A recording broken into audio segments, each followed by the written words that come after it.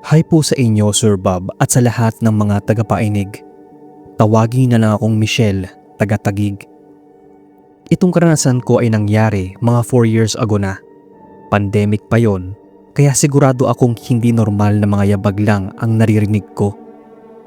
Nakatira din kami sa isang apartment sa gilid ng isang eskinita. Pero ang bahay namin ay sa pinakadulo at dead end na.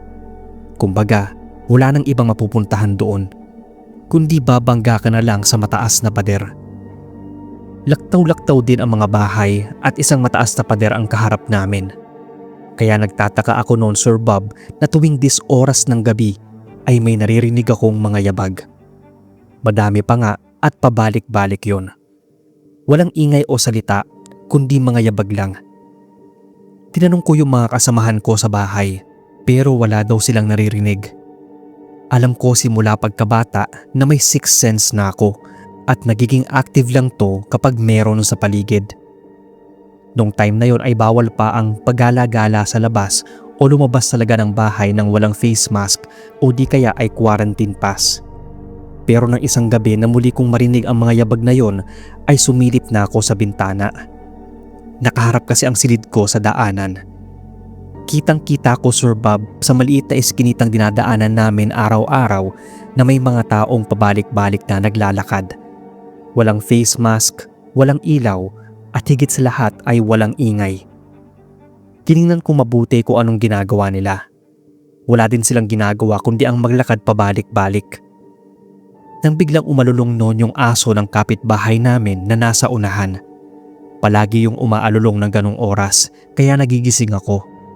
At saka maririnig ko ang mga yabag. Bigla ako nung napaatras sa gulat nang umalulong yung aso. Pero nang silipin ko ulit sa bintana ay wala na ang mga yon. Walang bakas. Ni wala akong naabutang likod palabas ng iskinitang yon na napaka-imposibleng mangyari na nakaalis agad sila. Hindi ko alam kung multo talaga yun sila o imagination ko lang.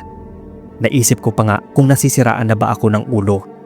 Kung bakit ako lang yung nakakakita at nakakarinig. Pero umaalulong yung aso. Kaya naniwala si mama sa nakita ko dahil nagigising sila sa mga alulong na yun. Nakakakilabot daw. Hindi naman sinasadya no na makapunta kami sa isang medium o psychic sa Quiapo. Nung time na yun ay after pandemic na. Nasabi nga niyang may kakayahan akong makakita at makarinig. Huwag ko lang daw papansinin para hindi matrigger na paulit-ulit na silang nagpapakita sa akin. Baka raw yung nakita ko ay manifestation na lang ng lugar o baka daw may nambabarang sa akin at balak akong takutin. Natigil lang kasi yon, Sir Bob, nang araw-araw na kaming nagsisindi ng insenso at nagsasaboy ng asin sa labas. Ito lang po ang maikling i-share ko, Sir Bob. Pasensya na kung hindi nakakatakot para sa iba.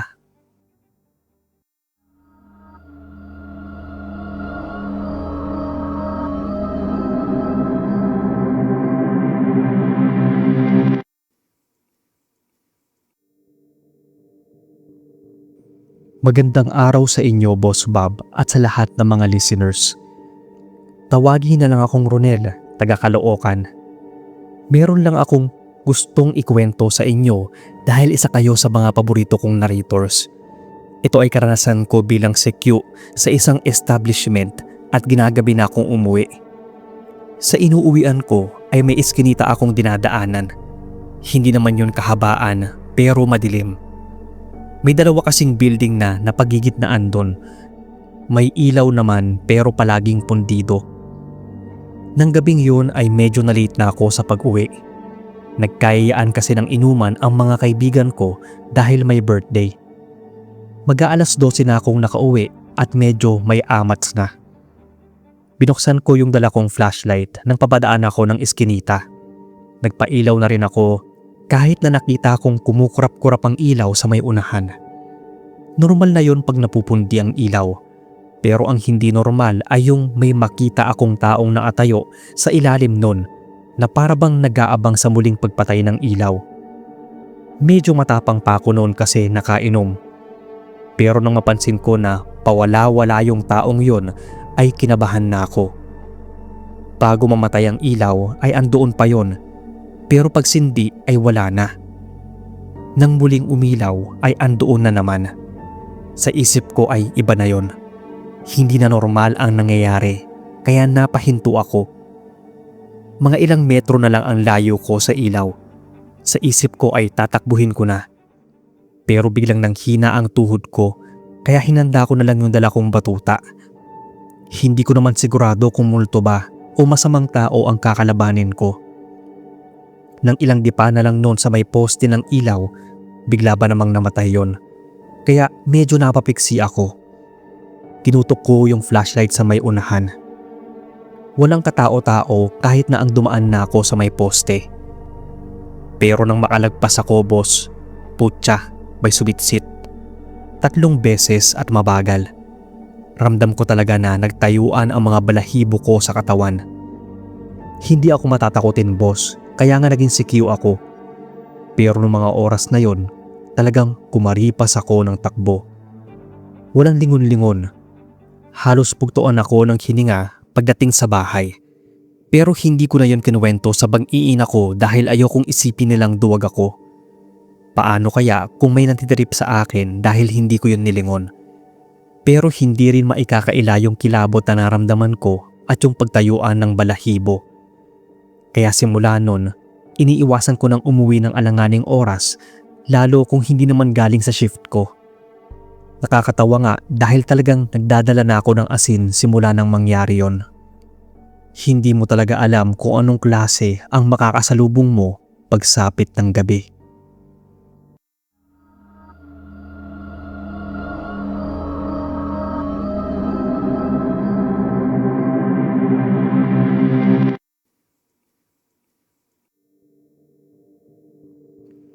Magandang araw sa inyo, Sir Bob, at sa lahat ng mga nakikinig sa inyong YouTube channel. Ako si Cheska, taga Cebu. Share ko lang itong karanasan ko nang tumira ako sa isang boarding dito sa lungsod ng Cebu. Kinakailangan ko nun mag-review sa kukunin kong board exam sa education na course. 2 years na akong graduate noong mga panahon na yon, pero nagtrabaho at nag-ipon muna. Yung boarding na yon ay medyo nasa looban. Mahaba-habang iskinita ang lalakarin at marami-rami ding kabahayan ang madadaanan. Madalas noon kapag nagre-review ako ay may kinukutkot akong snacks para hindi antukin. Kaya kapag nauubusan ay lumalabas pa ako ng boarding house para bumili kahit alanganing oras na. Hindi naman gaanong nakakatakot dahil maliwanag at kilala na rin ako sa mga nadadaanan kong mga bahay. Pero may isang gabi noon na nagutom ako kaya dali-daling lumabas. Nakalimutan ko na may lamay sa isa sa mga bahay na madadaanan ko. Pero tahimik yon dahil wala naman masyadong tao. Medyo masikip kasi talaga ang pwesto doon. Walang pasugalan dahil wala rin namang mapupwestuhan. Kaya hindi rin gaanong makatulog. Imbis na tumunganga ay naisipan ko na lang na mag-review habang kumakain. Nang padaan ako sa may lamay ay nakita ko talaga yung kabaong na nakaharap sa may pintuan. Nakatungtong din doon yung larawan ng namatay. Yun yung matandang lalaki na palaging nakaupo sa labas ng bahay nila. Palagi ko naman yon binabati noon kapag dumadaan ako. Hindi ko alam na namatay na pala siya. Medyo nakaramdam ako ng lungkot noon dahil parang nakasanayan ko na rin nakikita siya sa tuwing dumadaan ako. Palabiro kasi yon at hilig talagang bumati sa tuwing may dumadaan. Nang pabalik na ako ay wala noon sa daanan ang atensyon ko. Basta parang blanko lang ang isip ko habang naglalakad. Kaya ganoon na lang ang gulat ko nang pagkalagpas ko sa bahay na may burol ay may narinig akong nagsalita. Good evening. Mahina at mahinahon na malalim. Katulad ng boses ng matandang namatay, pero ang kaibahan lang ay parang garalgal yon. Parang may malamig na hangin tumampirin sa batok ko noon kaya kinilabutan ako. Nagpalinga-linga ako kung may tao ba sa paligid pero wala naman akong nakita. Madilim at sarado na yung ibang kabahayan. Ang lakas ng kabog ng dibdib ko habang mabilis na akong naglakad pa uwi. Pero hindi pa nga nawawala yung kaba at takot ay kinilabutan na naman ako sa nakita. May isang figura na nakatayo sa may unahan ng dinadaanan ko. Parang hinihintay nga ako. Hindi ko maaninag ang muka kaya kinabahan ako. Gusto kong bumalik dun sa bahay na may lamay dahil yun lang ang nakabukas. Agad pumasok sa isip ko na masamang loob yun at baka may gawing hindi maganda sa akin. Nagmadali akong bumalik at sakto may lumabas. Yun yung anak niyang babae at magtatapon ng basura. Binati ko siya at nagsabi na rin ako ng may condolences. Pinapasok niya ako sa bahay nila. Napilitan akong sumilip sa kabaong. Pinalipas ko ang ilang minuto at pinasya ko nang umuwi na. Sa isip ko noon ay bahala na kung andun pa rin yung taong yun.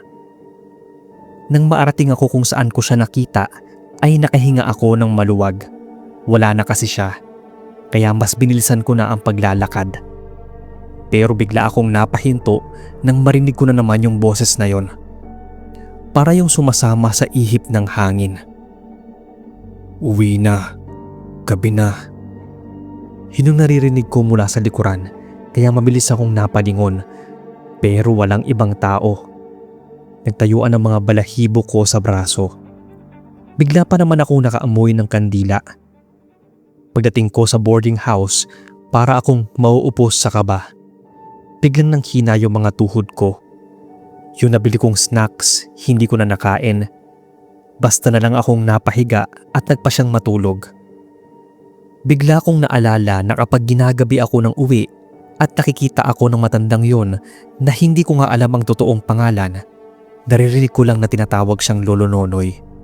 Lagi niyang sinasabi noon na, "Ginabi ka na naman ng uwi," na para bang nag-aabang at nag-aalalang tatay. Hindi ko alam kung bakit bigla na lang tumulo yung luha ko. Posible kasi na siya yung narinig at nakita ko nung naglakad ako sa labas ng gabing yon. Kilabot na may kasamang lungkot ang naramdaman ko na kahit hindi kami magkakilala, pakiramdam ko ay napalapit na ako sa kanya sa mga simpleng pagbati niya. Siya lang kasi ang palaging pumapansin sa akin noon sa gabing umuuwi ako. Kung nasaan ka man, Lolo Nonoy, sana ay tahimik ang iyong kaluluwa.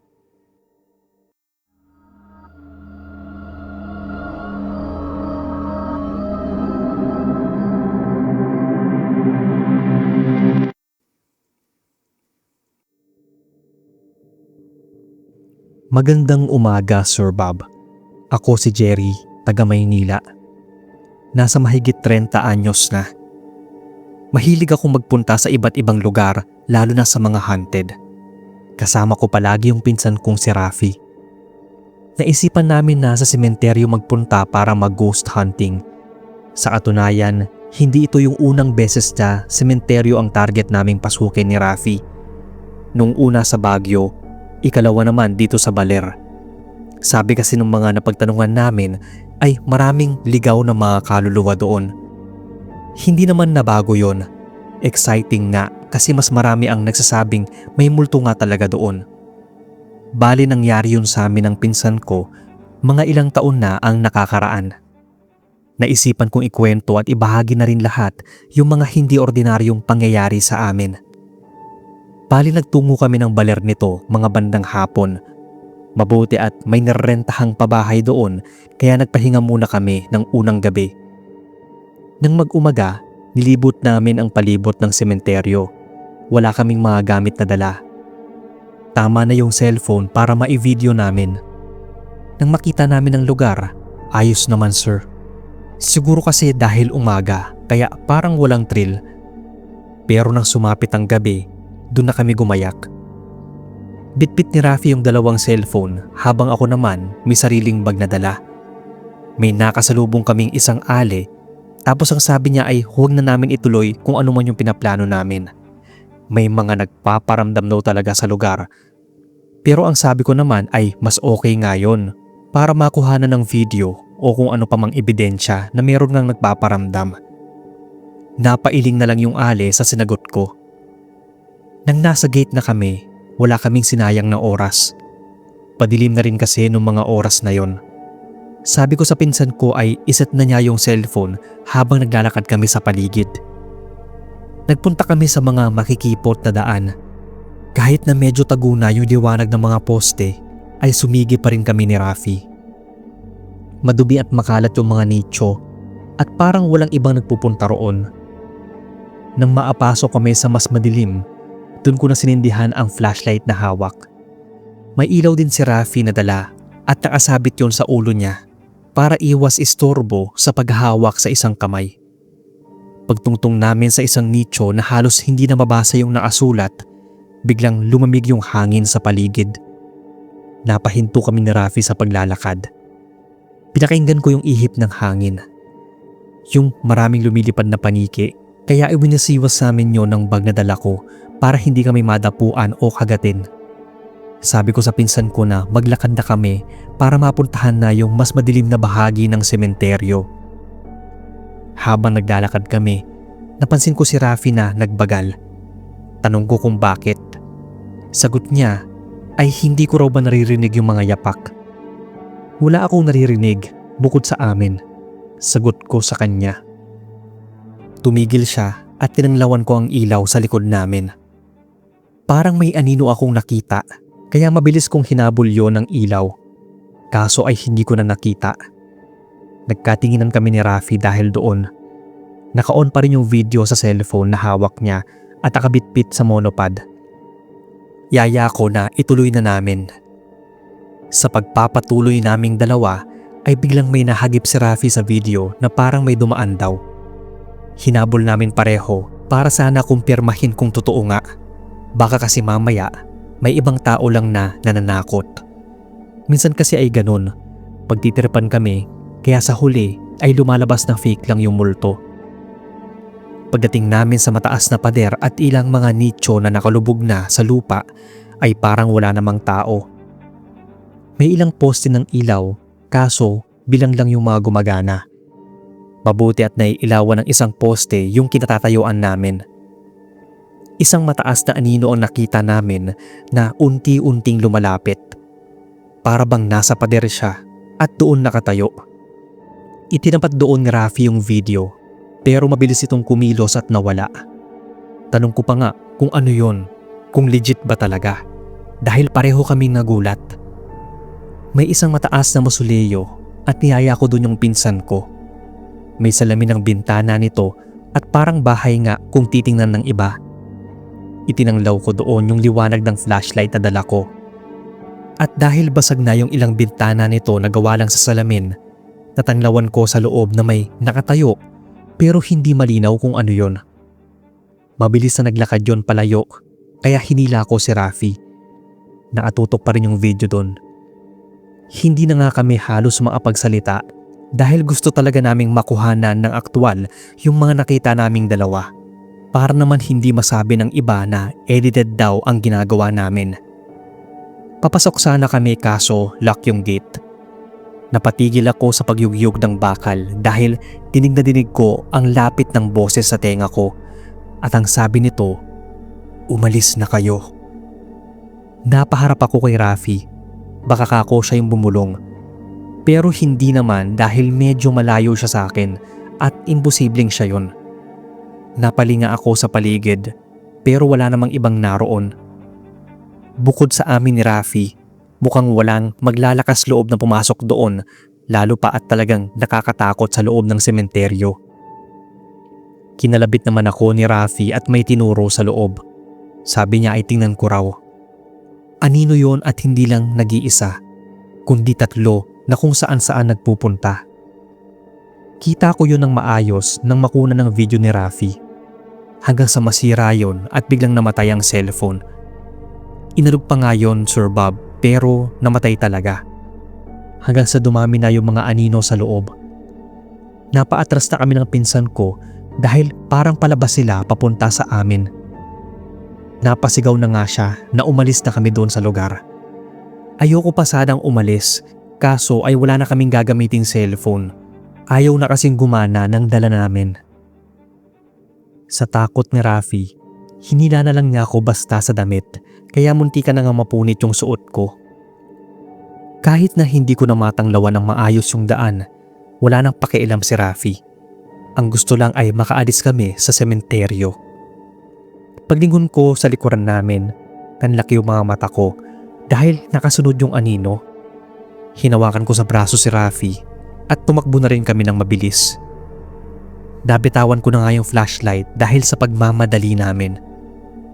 Nang makalabas kami ng gate, tumukod ako agad sa tuhod ko at halos hindi na makahinga. Ganon din yung pinsan ko. Pareho kaming habol hininga. Tinaladkad akong mabuti at hindi ako natapa.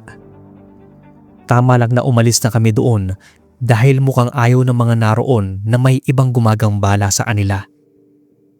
Ilang minuto pa kami nagpahinga bago tuluyang umuwi. Pagdating namin, chinek ko yung cellphone na ginamit sa pag-video. Nung una ay ayaw pa nga magbukas, pero pinalipas namin ang ilang minuto, ayun na buhay din. Hindi malinaw yung kuha kasi may kadiliman. Nagkatinginan kami ni Rafi kasi walang maayos sa video.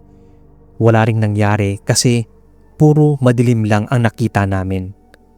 Pero kahit na ganun sir, napatunayan namin ng pinsan ko na hindi lang talaga tayo ang nandito sa mundong ibabaw. May iba na hindi man natin nakikita pero nasa paligid lang.